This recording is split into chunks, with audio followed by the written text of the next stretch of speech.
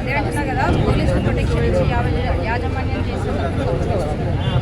వాళ్ళని ఇంతవరకు ఎందుకు మాట్లాడించట్లేదు, బయటకి ఎందుకు రాని యాజమాన్యం లేదు, సాయంత్రం రండి అని చెప్తున్నారు. ఎందుకు సాయంత్రం రావాలి? మేమేమైనా ఫంక్షన్ వచ్చినప్పుడు సాయంత్రం రావడానికి వాళ్ళ సివిక్ సెన్స్ లేకుండా మన సొసైటీ కూడా నడుస్తుంది.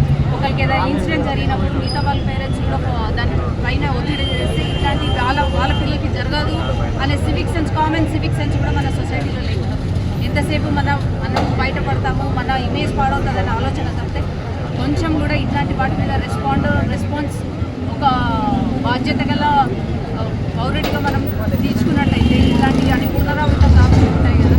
రీసెంట్గా కూడా గోడకు వల్ల ఇట్లాంటి ఇన్సిడెంట్ జరిగింది.